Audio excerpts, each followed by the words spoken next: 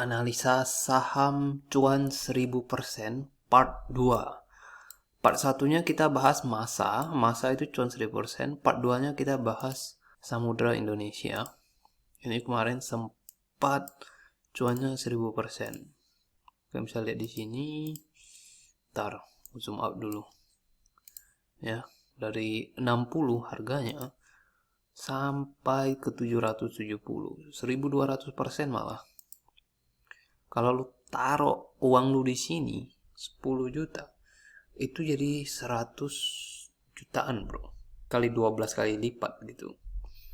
Kalau lu taruh 1 miliar ya 12 miliar. Kalau nggak salah guys ya, kalau salah kalian boleh koreksi di komen. Tapi yang gua penasarannya gini. Kok bisa naik gitu? Kenapa? Apa yang membuatnya naik? Itu yang selalu kita pertanyakan. Dan setelah gua zoom di sini ya, kita zoom ini timelinenya dia tuh ngelonjak itu pas di akhir bulan April. Nah, di akhir bulan April itu ada apa? Itu biasanya keluar yang namanya laporan keuangan kuartal 1 atau Q1 ya. Ini paling lambat 30 April. Nah, gue nggak tahu keluarnya kapan, mungkin di akhir-akhir sini. Apa yang membuat investor berbondong-bondong membeli, bro? Apa itu sampai ara ini? Ara, gomenasai. Atau rejek atas semua ini ya. Yang kita perhatiin yaitu apa yang terjadi di laporan keuangan Q1 2021. Nah, kita ke Stockbit. Ini laporan Q1 2021. Kita lihat di Q4 2020 dulu. Baru kita lihat Q1 2021. Dan ternyata setelah kita telusuri di laba kotornya doang, ini ada kenaikan 2,5 kali lipat guys, alias 250%. Kenaikannya 250%. Ada kenaikan di sini. Ya, kenaikan 250%. Nggak sampai 250 lah, ini sekitar 200-an% lah ya. Bisa dibilang 200%. Nah, ini adalah petanda kenapa harganya ngelonjak di sini gitu. Dikarenakan kalau kita lihat sebelum-sebelumnya ini 200 miliar, 242 miliar, 183, 293, nggak nyampe 300 gitu. Nah, di sini nyampainya sampai 450. Nah, di sinilah investor, wah ini menarik kali saham ini ya. Apabila ini laporan keuangannya benar-benar betul guys ya, legit ya. Kalau benar ya bagus gitu. Dengan syarat, itu syaratnya, laporan keuangannya nggak boleh yang dimanipulasi guys ya, yang harus real. Nah, di sini kita bisa lihat laba bersihnya itu juga Q4 tahun sebelumnya ini minus. Ya, kalian bisa lihat ini minus. Dikit banget. Nah, di sini inilah yang membuat orang tertarik gitu. Dari minus 156 miliar ke 303 miliar. Jadi ada surplus, ya ada surplus. Surplusnya sampai 459 miliar. Surplusnya ini.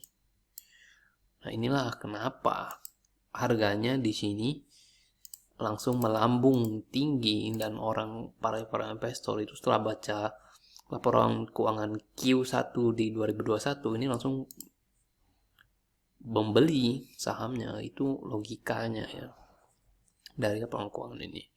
Nah, kita bisa lihat juga return on equity-nya, ekuitasnya ini sebelumnya minus, kecil banget nilainya, 1%, minus 9%.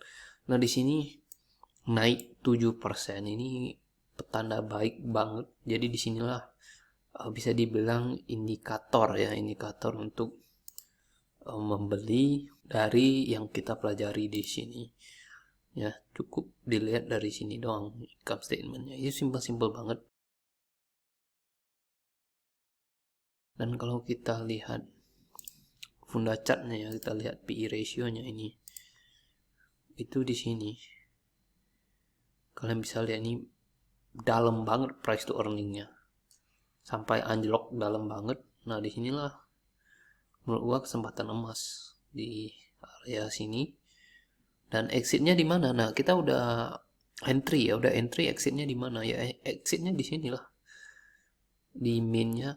Kalau gua pribadi ya, kalau yang gua perhatiin ya, ini orang-orang pada exit.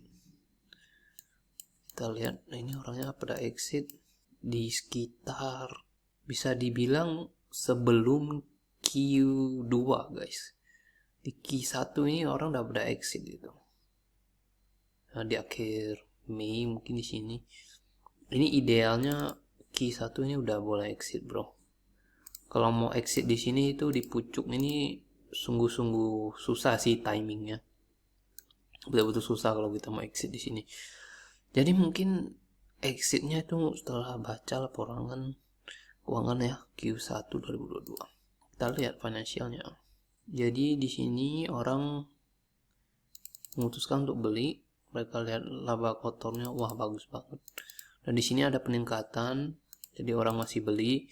Peningkatan lagi, jadi orang masih beli. Q4 makin banyak orang beli. Yang kalian bisa lihat di sini. Jadi di sini kenapa harganya naik terus? Ini karena setiap kuartal itu labanya makin nambah gitu. Jadi orang tuh nggak exit. Orang exit tuh tunggu labanya udah stabil atau menurun guys ya. Sampai Q2 2022 labanya tetap masih bagus gitu ya. Dan laba tahun berjalannya juga masih kenceng gitu ya. Masih profit. Sampai Q2 ini masih bagus ini guys. Q2 2022 ya masih bagus. Nah, di sini orang udah mulai take profit, mungkin mereka udah percaya gitu bahwa ini udah pucuknya gitu.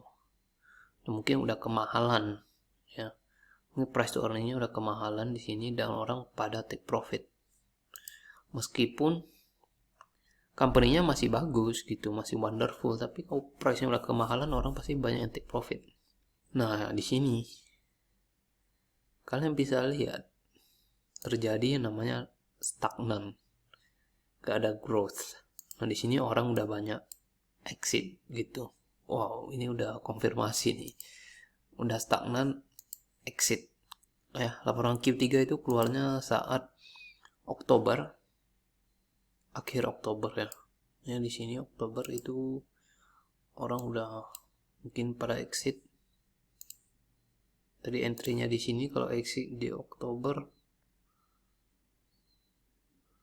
cuannya ya masih oke lah 600%. Jadi Oktober ini orang udah pada exit guys. Ya, Q3 nya keluar ini Oktober. Kalau mau TP di atas ini susah sih, susah banget. Kita lihat dan ternyata turun Q4 nya. Kalau di sini sih udah pasti exit lah. Q4 akhir Januari itu di sini. Makanya kalian bisa lihat Januari itu anjlok. Setelah Q4 nya keluar itu turun 26%. Ya, jadi ini di akhir Januari ini setelah mereka tahu, oh ternyata turun. Ya, laporan untuk Q4 nya keluarnya di sini. Di sinilah akhirnya ya di situ-situ aja, bro. Nah, ini turun lagi. Jadi April turun lagi, guys. Ini hanya berdasarkan ini, guys ya. Kita nggak lihat yang lain-lain. Cuma pure dari sini. Kalian bisa lihat juga earning per share-nya itu udah turun drastis banget. Dari 200 ke 25. Ya, itulah case study ya untuk ini. Pelajaran yang lumayan seru. Jadi kalau kalian mau cari yang seperti ini, tinggal screening aja. Screening yang mana yang PI ratio-nya lagi rendah, dan kalian tinggal baca lebih dalam kenapa, apa yang terjadi gitu. Terus bisa dipelajari juga hal-hal yang lain. Itu hanya hal-hal utama sih guys, kita bisa lihat. Dan kita harus pastikan bahwa laporan keuangannya udah betul-betul asli gitu, nggak dimanipulasi.